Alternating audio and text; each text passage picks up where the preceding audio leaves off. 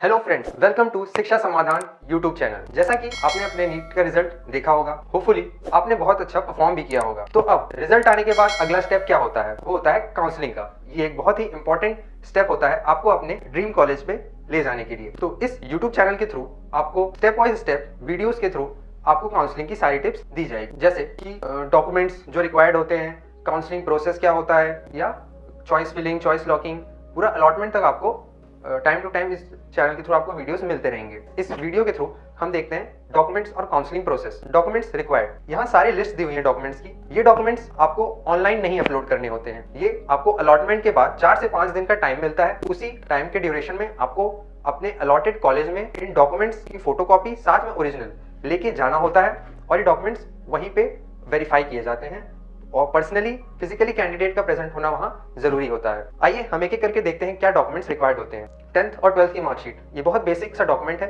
ये आपको मार्कशीट अपने 10th और 12th की स्कूल से मार्कशीट मिली होगी, वो उसका ओरिजिनल और साथ में जेरोक्स आपको लेके जाना होगा। फिर उसके बाद एडमिट कार्ड और रैंक कार्ड नीट का, ये भी आपको इसका प्रिंट निकालना होगा। रिसेंट फोटोज जो आपने नीट में फॉर्म फिल करने के टाइम आपने लगाई होंगी, वही फोटोज 8 से 10 कॉपी आप रखे रहे बनवा के। कैटेगरी सर्टिफिकेट सेंट्रल और स्टेट दोनों का ही आप बनवा के रखे रहे।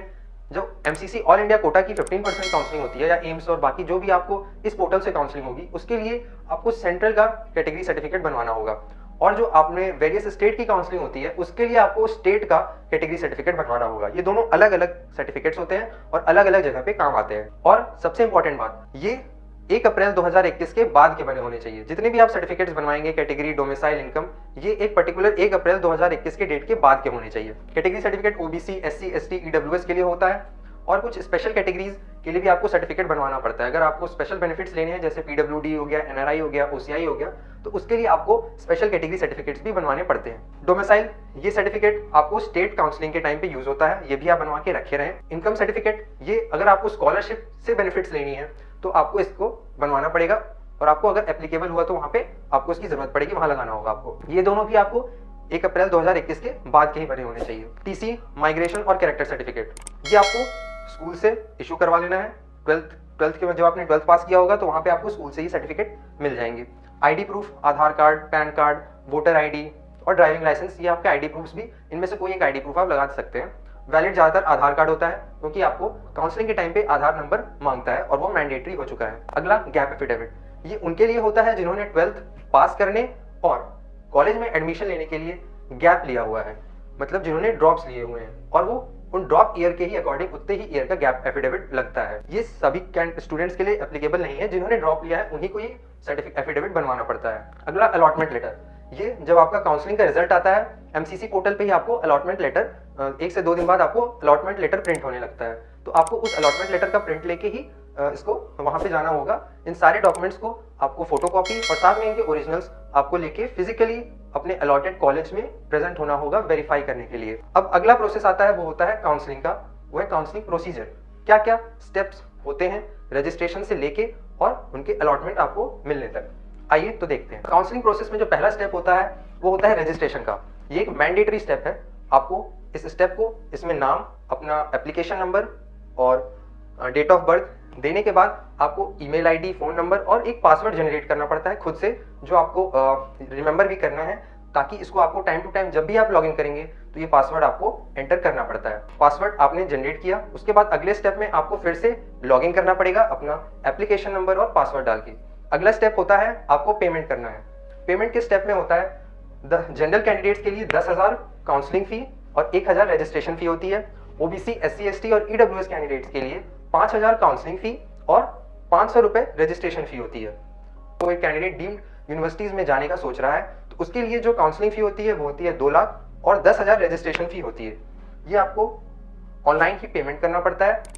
ऑनलाइन पेमेंट ऑप्शन ही होते हैं, कोई भी ड्राफ्ट या कैश नहीं चाहिए होता है, ऑनलाइन पेमेंट मेथड ही होगा। अगर आप पेमेंट करते हैं तो ही आप आगे स्टेप्स में बढ़ते हैं। आगे का स्टेप होता है आपको ऑप्शन सेलेक्ट करना, आपको काउंसलिंग में किस चीजों में पार्ट लेना है, किन काउंसलिंग्स में आपको पार्ट लेना है। जैसे कुछ काउंसलिंग्स ऑल इंडिया कोटा में एमसीसी काउंसलिंग से की जाती है, वो होती है एम्स की 100% सीट्स अब एमसीसी काउंसलिंग से ही भरी जाने लगी है।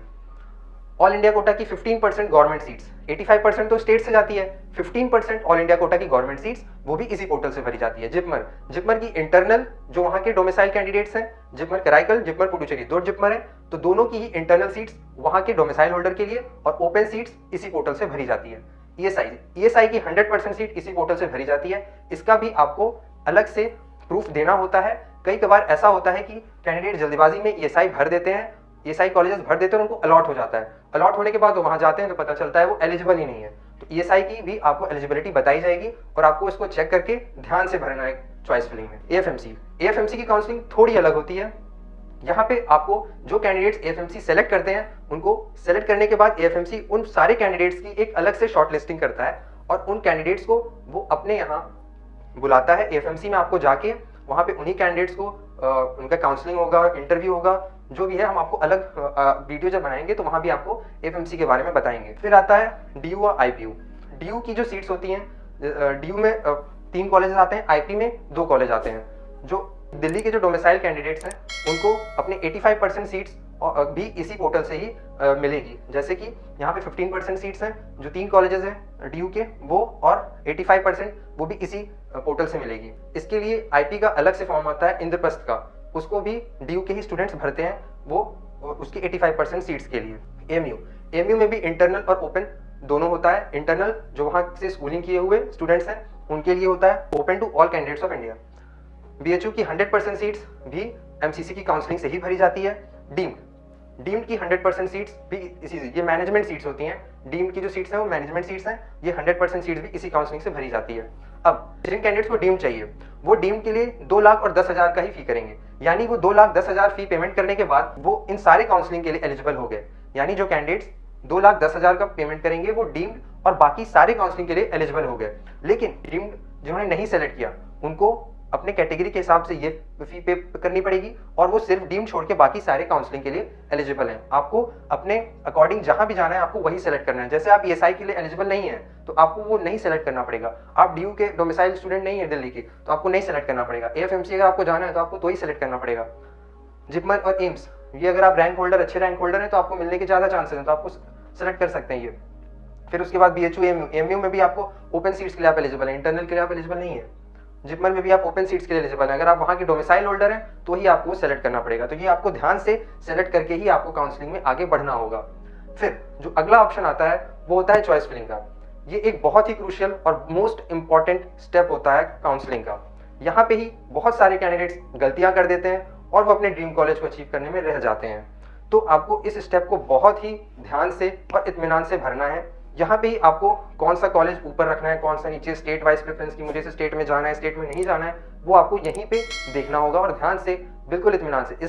इस स्टेप के लिए आपको टाइम भी अच्छा खासा दिया जाएगा, तो इसलिए आप इसको जल्दबाजी में ना करें, बिल्कुल ध्यान से अपनी चॉइस फिलिंग को करें। चॉइस फिलिंग करने के बाद चॉइस लॉकिंग का ऑप्शन आता है। ये ऑटो लॉक भी हो सकता है या अपने आप, अगर आप श्योर हैं कि आपने सारी चॉइसेस सही भरी हैं तो आप लॉक भी कर सकते हैं। वरना अगर आपको वो टाइम लिमिट के अंदर ही ऑटो लॉक भी हो जाएगा तो कोई दिक्कत की बात नहीं है। उसके बाद चॉइस लॉक करने के बाद 1 हफ्ते बाद अलॉटमेंट आ जाता है और फिर फाइनल आपको 4 से 5 दिन बाद उस कॉलेज में रिपोर्ट करना होता है अपने सारे डॉक्यूमेंट्स को लेके। तो ये हमने इस वीडियो से आपको इन 2 ही बहुत ही मोस्ट इंपॉर्टेंट चीज़ों को डिस्कस किया है और आगे भी हम आपको डिस्कस करते रहेंगे। इन छोटी सी छोटी चीज़ों को हम वीडियोस के थ्रू जो भी आपको काउंसलिंग में दिक्कत आएगी वो हम आपको वीडियोस के थ्रू नोटिफाई करते रहेंगे। होपफुली आपको ये वीडियो अच्छा लगा होगा। नेक्स्ट वीडियो में और भी आपके लिए हम इंफॉर्मेशन लेके आते हैं, तो जुड़े रहिए हमारे साथ और इस चैनल को लाइक, शेयर और सब्सक्राइब कर दीजिए ताकि आपको आगे आने वाले वीडियोस में सारी इंफॉर्मेशन काउंसलिंग से रिलेटेड मिलती रहे। Thank you.